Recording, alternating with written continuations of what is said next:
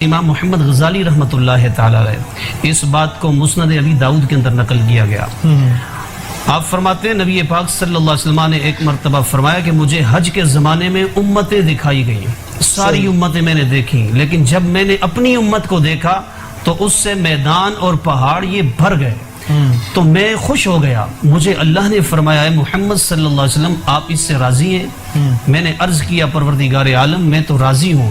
کہا یہ جتنے لوگ ہیں یہ بھی اور ان کے ساتھ 70,000 لوگ اور بھی، ان سب کو میں جنت میں بغیر حساب و کتاب کے داخل فرماؤں گا۔ نبی پاک صلی اللہ علیہ وسلم کے ایک صحابی کھڑے ہوئے، انہوں نے عرض کیا یا رسول اللہ صلی اللہ علیہ وسلم آقا حضور ان لوگوں کا عمل کیا ہوگا؟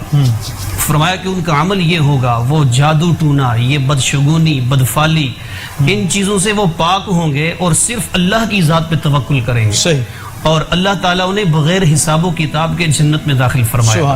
حضرت عکاشہ رضی اللہ تعالیٰ عنہ یہ کھڑے ہو گئے، انہوں نے عرض کیا یا رسول اللہ صلی اللہ علیہ وسلم آقا حضور مجھے بھی ان لوگوں میں داخل فرما دیجیے، اللہ سے دعا کیجیے۔ دیکھیے نا صحابہ کا عقیدہ تھا کہ دینے والی ذات اللہ کی ہے پر دلانا میرے مصطفیٰ کا ہے، کوئی مانگنے آ جائے میرے آقا اسے عطا فرما دے، ان کا کرم پھر ان کا کرم ہے، ان کے کرم کی بات نہ پوچھو۔ تو صحابہ کرام حضرت عکاشہ کو حضور نے فرمایا ٹھیک ہے تمہیں اللہ تعالیٰ بغیر حساب و کتاب کے جنت میں داخل فرمائے گا۔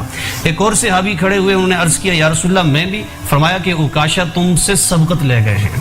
مثلا یہ کہ نبی علیہ السلام کی اس فرمان سے یہ ظاہر ہوتا ہے کہ توہم پرستی، بدشگونی، یہ چیزیں بندے کے ایمان کو کمزور کر دیتی ہیں، اور قرآن میں اللہ فرماتے ہیں وَمَن يَتَوَكَّلْ عَلَى اللَّهِ فَهُوَ حَسْبُهُ، جو اللہ کی ذات پہ توکل کرتا ہے اللہ اس کے لیے کافی